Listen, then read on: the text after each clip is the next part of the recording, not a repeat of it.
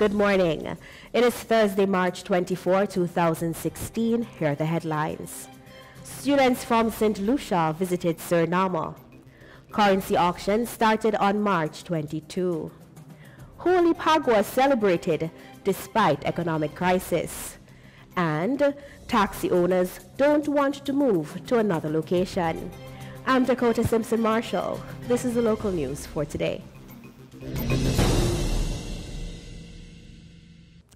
Surinamese University and higher vocational education students will visit Dominica soon as part of a student exchange program. In this context, Suriname hosted students from St. Lucia from March 13 to 18. As part of the CARICOM project, students engaging the CSME through field promotion, the students of St. Lucia were here with their teachers to orient themselves in a CARICOM country. Last Friday, the visit ended with a function filled with entertainment. Entertainment such as performances by the choir of the Mary Hartman School, a cultural performance of the Sana Budaya Dance Company, and a rap performance. Several speakers took the floor, including Henry MacDonald, the Director of Foreign Affairs, and Wilgo Bilkerdag, Chairman of the Association of Surinamese Manufacturers. This week we have moved a team of 26 through the CSME, and in April we plan to also move a mission from Barbados to Jamaica, and of course the grand finale will be Suriname to Dominica.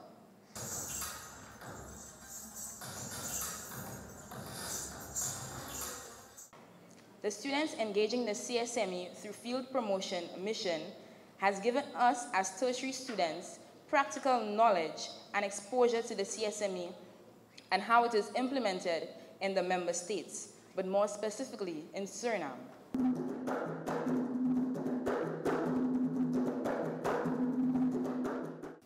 Make sure that you take all of those opportunities, because in order to develop yourself, to develop your country, to develop the region, to develop the world, we will have to do it with young people who are in school, with young professionals, men and women.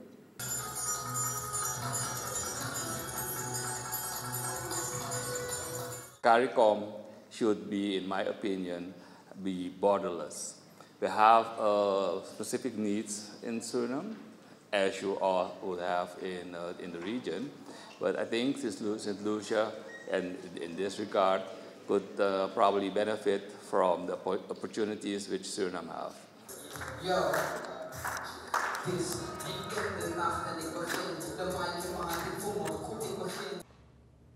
At the end of the closing ceremony, the students were given a certificate by the Minister of Trade and Industry, Sickling Burleson. The coordination of the project was done by the Ministry of Trade and Industry. The first currency auction has taken place. This means that from now on, SRD's 5.16 will be the equivalent of $1 US. This has been decided by the central bank and is to be used by the various banks. MP Amzad Abdul indicates that this rate will give support to the economy. For some time, there has been no stability in the foreign exchange market. To achieve a stable exchange rate, the government has chosen to auction the currency, which will then determine the exchange rate. MP Anton Powell knows little about the currency auction, but he hopes that the economy will improve, while his colleague, Krishna Mathura, argues that the currency auction is not a solution, but rather a measure of intervention.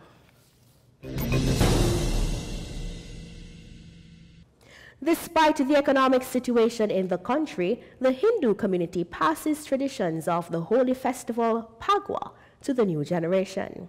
Several families indicate that they are celebrating the victory of good over evil, or the harvest feast.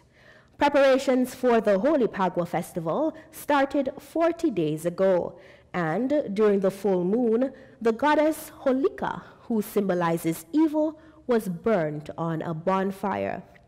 However, for most of this generation, we now know the Pagua Festival as just the sprinkling of each other with colored powder.